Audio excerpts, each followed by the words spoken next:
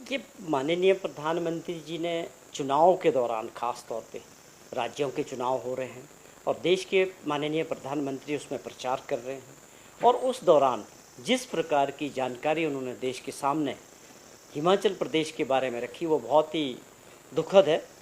हमें उस बात को लेके बहुत चिंता भी हुई कि देश के प्रधानमंत्री जी के पास जो जानकारी हिमाचल के बारे में थी वो सही नहीं थी। अब ये क्या कारण रहा कि जो प्रदेश के भाजपा के नेता हैं उन द्वारा इस तरह की जानकारी दी गई, या ये केवल मात्र राजनीतिक दृष्टि से वोट के समय में इस प्रकार एक अपने राज्यों के प्रति प्रधानमंत्री जी की टिप्पणी बहुत दुर्भाग्यपूर्ण है। जबकि वास्तविकता ये है कि हिमाचल प्रदेश में कोई आर्थिक संकट नहीं है। जो कुछ अब सरकार बनने के बाद हिमाचल प्रदेश को कांग्रेस की सरकार बने 18 महीने का समय हुआ। जब हमारी सरकार बनी, माननीय मुख्यमंत्री जी ने जब कार्यभार संभाला तो निश्चित तौर पे 75,000 करोड़ रुपए का कर्जा और 10,000 करोड़ रुपए की सरकारी कर्मचारियों की और पेंशनर्स की देनदारियां मिली।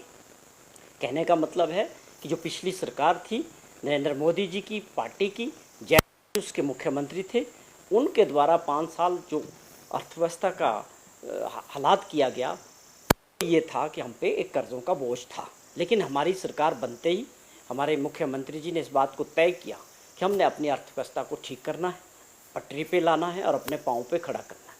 उसके मद्देनज़र हमने फैसले लिए और पहले वर्ष में 2200 करोड़ रुपए का एक्स्ट्रा रेवेन्यू जनरेट किया, अच्छे फैसले लेके।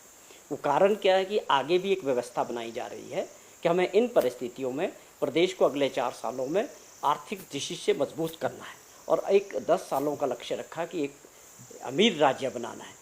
तो मुझे नहीं लगता कि कहाँ पर लोगों को ये दिक्कत है कि विकास के कार्य नहीं चल रहे हैं, वहाँ पर कुछ नहीं चल रहा है, लोगों को सैलरी नहीं मिल रहे हैं। ये सारी जानकारी बहुत दुर्भाग्यपूर्ण थी और विशेष तौर पे प्रधानमंत्री जी द्वारा इस तरह की टिप्पणी करना मैं समझता हूँ बहुत दुर्भाग्यपूर्ण है। जबकि वास्तविकता ये है कि हमारा बहुत सारा ऐसे ड्यूज़ हैं जो भारत सरकार की तरफ है।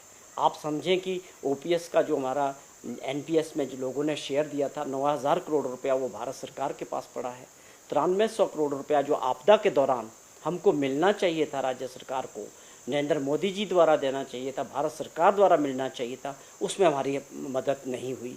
तो ये विषय बड़े गंभीर थे कि प्रधानमंत्री जी उसको एड्रेस करते, प्रदेशवासियों की मदद करते, बजाय इसके कि गलत आंकड़े पेश करके प्रदेश की गलत स्थिति को उन्होंने जो है चुनाव के मद्देनज़र ये मैं समझता हूँ कि बहुत ही दुर्भाग्यपूर्ण है।